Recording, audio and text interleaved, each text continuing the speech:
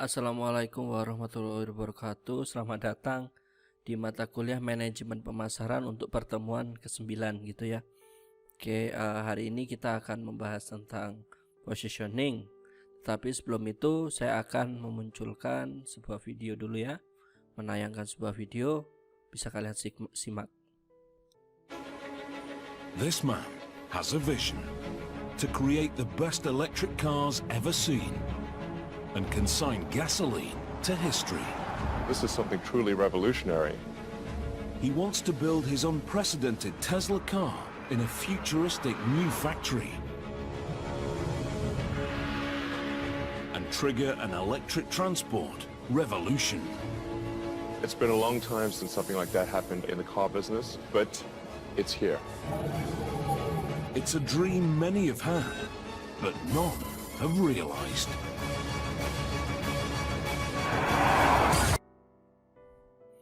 Oke, itu tadi barusan kita lihat video gitu ya, dari sebuah produk gitu ya. Kalau misalnya mungkin buat kalian yang tahu itu Tesla ya. Buat yang nggak tahu silahkan cari tahu, karena di pertemuan kali ini kita akan membahas fokus kepada Tesla. Apanya gitu ya, tentang brand positioningnya. Jadi ini CEO-nya, namanya Elon Musk gitu ya. Nah ini cukup terkenal karena dia cukup kontroversial, dia berani melakukan sesuatu gitu ya yang berbeda. Nah karena berbedanya itu sehingga brandnya dia sangat kuat, sehingga kita pelajari brand positioningnya Tesla ini seperti apa gitu ya. Kita bahasnya tentang crafting brand positioning gitu ya. Beberapa minggu lalu kalian sudah belajar tentang STP ya. Jadi ada market, kalau segmenting adalah membelah. Kalian sudah belajar juga targeting, yaitu memilih. Selanjutnya sekarang kita masuk di positioning. Positioning adalah menempatkan produk kita atau brand kita di pasar itu seperti apa gitu ya. Jadi kalau kita sudah menganalisis pasarnya, kita sudah memilih pasarnya, setelah itu kita menempatkan barang kita itu seperti apa. Positioning gitu ya. Jadi positioning gitu ya, itu dia berisi value proposition. Value proposition itu adalah nilai sebuah barang yang kalian tawarkan kepada pelanggan kalian gitu ya. Itu namanya value proposition gitu. Nah, value proposition itu terdiri dari 3. Target customer-nya siapa, benefit yang kalian tawarkan apa, price-nya seperti apa gitu ya. Jadi value proposition dari barang kalian atau brand kalian ditentukan oleh targetnya siapa, benefitnya siapa, price-nya siapa. Nah ini supaya jelas kita langsung ke objek kita yang kita telaah gitu ya, yaitu Tesla. Kalau Tesla target customer-nya seperti apa? Tesla kan mobilnya mobil elektrik ya. Jelas kalau mobil elektrik biasanya orang yang sadar lingkungan gitu. Dia friendly lah, eco-friendly gitu ya. Terus habis itu anti global warming misalnya, dia mengurangi gas karbon gitu ya. Terus juga atau yang pecinta high tech gitu. Nah dari target customer ini itu sebenarnya kita juga sudah bisa menentukan value proposition tadi. Jadi seperti itu untuk yang target customer. Nah selanjutnya benefit. Benefit apa yang kalian tawarkan? Benefit apa yang produk kalian tawarkan? Nah ya gitu ya, kepada konsumen kalian gitu.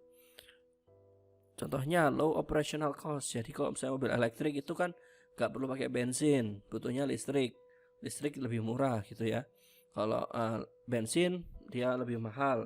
Terus habis itu masalah mesinnya, olinya gak harus sering ganti karena di sana tidak terjadi pembakaran dan sebagainya.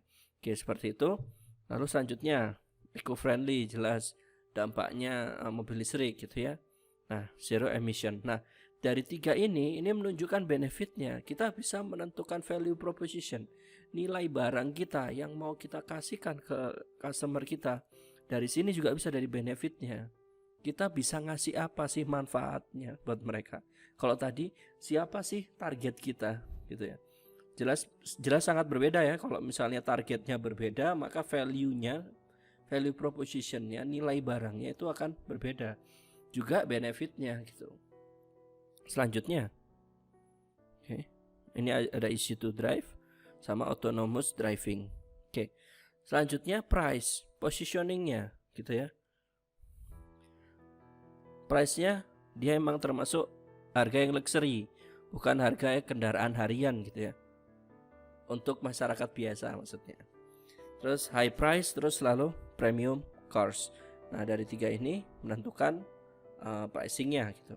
Nah, ketika kita sudah tahu tadi benefitnya, kita sudah tahu target pasarnya, kita sudah tahu price-nya seperti apa, penempatan price-nya. Dari tiga ini kita bisa menyusun sebuah value proposition. Pertama, sadar akan lingkungan gitu ya. Rendah emisi, harga premium. Berarti kita value propositionnya gimana? Seperti ini. Sebuah kendaraan premium, kok bisa? Iya, karena harganya premium. Yang berteknologi tinggi gitu ya. Karena kan tadi high tech ya. Oke. Sehingga ramah bagi lingkungan. Masuknya ke sini. Gitu. Jadi kita bisa menyimpulkan nilai produk kita atau brand kita berdasarkan tiga tadi. Target kita siapa, benefit kita seperti apa, price point-nya kita itu ada di mana. Bisa aja luxury, bisa aja yang paling murah gitu. Misalnya jadi restoran makanan ayam terenak, termurah di Malang, contohnya seperti itu. Nah kan berarti dia price point-nya termurah.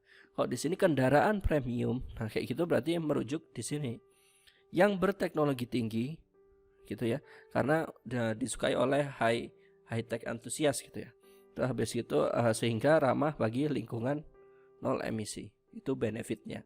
Nah, kalian bisa membuat ini namanya value proposition. Nah, kalian sudah membuat positioning, value proposition. Nah, value proposition ini gitu ya, bisa dipecah jadi dua, yaitu point of parity sama point of difference. Berbeda ya, POP dan POD. Ini penting nih. POP itu apa sih? POP itu point of parity, share with other brands. Jadi sebuah nilai atau sesuatu yang kalian berbagi dengan brand lainnya. Contoh, misalnya mobil itu harus bisa apa sih? Bisa melaju kencang gitu ya. Misalnya kita bilang melaju kencang, brand A bisa melaju kencang nggak? Bisa. Brand B bisa melaju kencang nggak? Bisa juga gitu ya. Nah, karena itu dimiliki oleh brand-brand lainnya. Seperti itu. Jadi ada satu hal yang mungkin bisa kita jual yang sesuai sama value proposition kita, tetapi dia sama seperti brand lain. Itu points of parity. Tapi kalau points of difference, namanya juga difference, artinya berarti sesuatu yang berbeda gitu. Dia harus berbeda sama yang lain. Harus yang tidak dimiliki oleh yang lain. Namanya points of difference. Nah, supaya lebih jelas kita jelaskan, kita lanjutkan ya. Ada point of parity gitu ya. Ada kebutuhan akan kelompok kategori sama mengalahkan POD kompetitor. Contoh misalnya, POP-nya interior membuat penumpang nyaman gitu.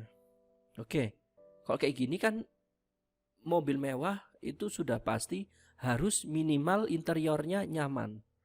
Kalau misalnya mobil premium tapi interiornya nggak nyaman, dia tidak bisa dikatakan masuk ke premium gitu ya. Nah, itu yang dimaksud dengan POP. Jadi POP, kategori POP itu adalah syarat minimum untuk sebuah kategori gitu. Jadi misalnya membuat interiornya nyaman. Ya, karena dia harganya murah gitu ya. Beda kalau misalnya POP untuk barang truk misalnya. Dia bukan interiornya yang nyaman, enggak gitu, tapi mesinnya yang handal misalnya gitu. Wajib. Kalau misalnya dia bikin truk tapi dia enggak handal, ya percuma gitu ya. Sama kayak helm. Oh, dia point of difference-nya bisa ada layarnya, bisa ada AC-nya contohnya gitu. Tapi begitu jatuh pecah. Nah, itu berarti kan tidak masuk di kategori POP. Semua brand lain punya itu, tetapi itu wajib. Selanjutnya, mudah dikendarai, jelas. Kalau mobil yang bagus itu harusnya lebih mudah dikendarai. Selanjutnya harganya premium. Oke. Bukan semua, banyak brand lain yang brandnya juga harganya premium. Tetapi kalau competitive POP gitu ya, adalah sebuah nilai gitu ya, yang sebenarnya orang lain juga punya, tetapi bisa kita untuk kompetitif gitu ya, untuk bersaing sama yang lain. Contohnya gimana? Akselerasi yang cepat. Mungkin banyak mobil bensin lain yang akselerasinya cepat gitu, tetapi Tesla bisa membuktikan itu. Sering ya kalau kalian ngelihat iklan-iklannya Tesla, dia selalu dibandingkan dengan mobil-mobil sport. Jadi dia mobil luxury dibandingkan sama mobil sport, larinya lebih kencang misalnya kayak gitu. Berarti kan dia memiliki akselerasi yang lebih cepat. Nah, di situ gunanya buat apa? Di situ gunanya sebenarnya mobil harusnya mobil yang bagus atau masuk harga yang agak mahal, akselerasinya harus cepat gitu, karena dia emang sesuai mobil sport misalnya kayak gitu. Nah kayak gitu ya. Tapi itu gunanya untuk menggugurkan POD orang lain.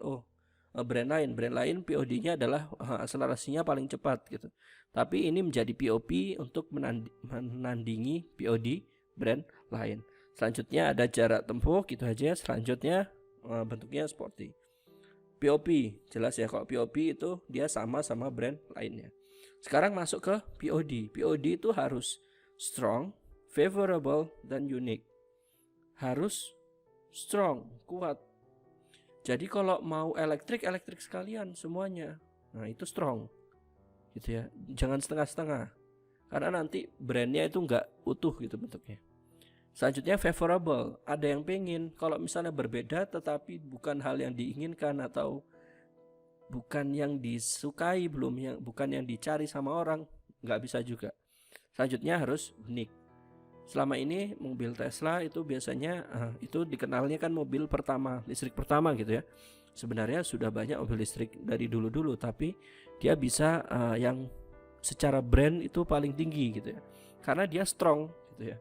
Jadi nggak nanggung mobil listrik atau bensin, nggak, pokoknya listrik aja, dia kuat di situ.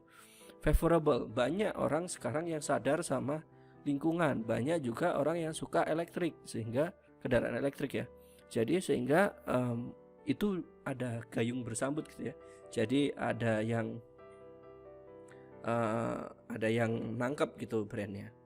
Terus habis itu selanjutnya unik, ya jelas unik ya, nggak ada yang lain gitu.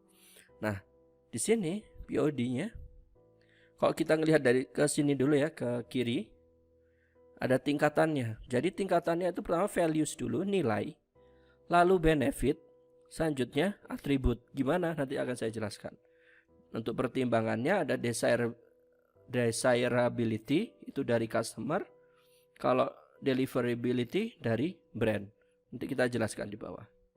Nah, misalnya untuk yang level, oke, POD, ini harus beda sama yang lain.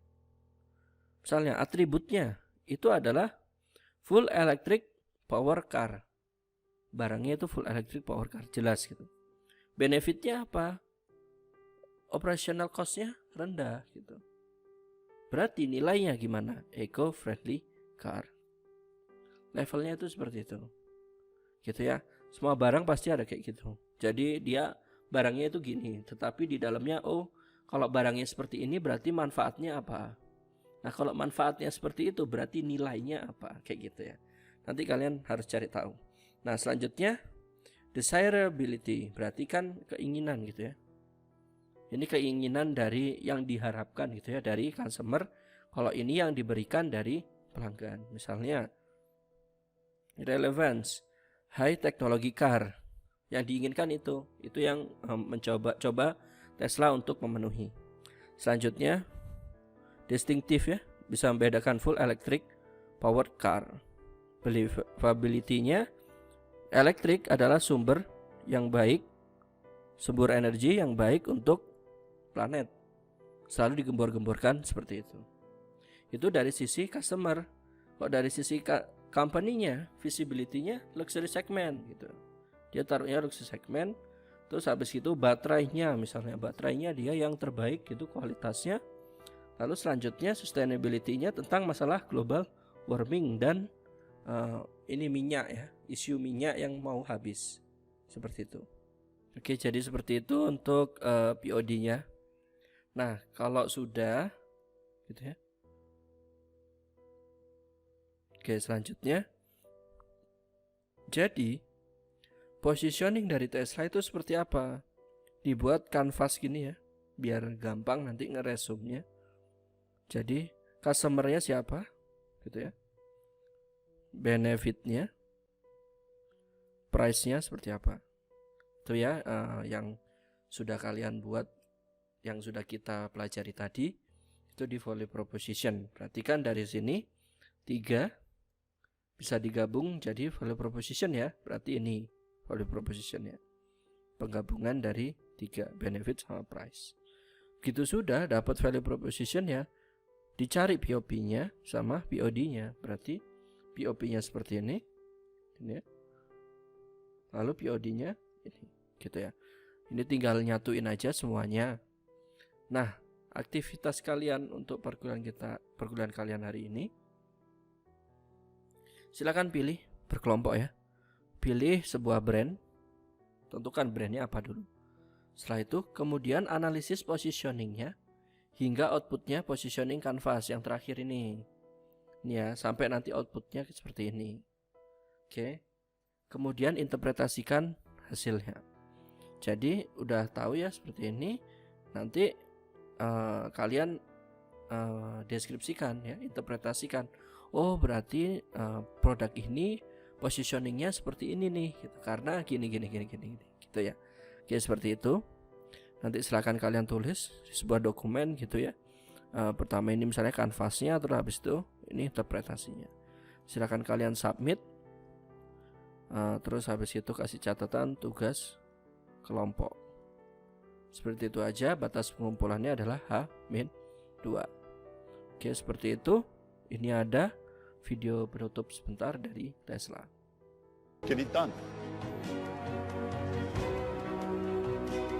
The factory can now push towards the delivery deadline, allowing Tesla to pursue their strategy for an electric car revolution.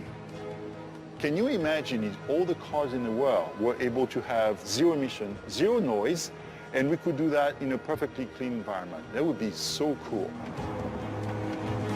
This is Tesla's vision of an all-electric future. No fumes or heat. No noise or dirt. No expensive gasoline.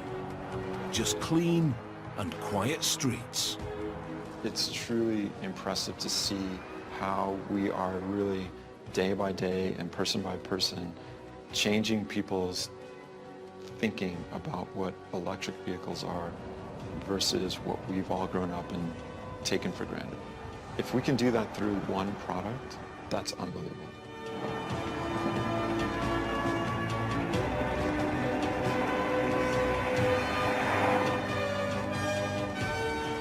10 years from now, Tesla will change the perception of what mainstream cars can be. And it'll become clear that electric cars truly are the future. The Tesla Megafactory may have just built its place in history. Oke, seperti itu aja. Terima kasih. Wassalamualaikum warahmatullahi wabarakatuh.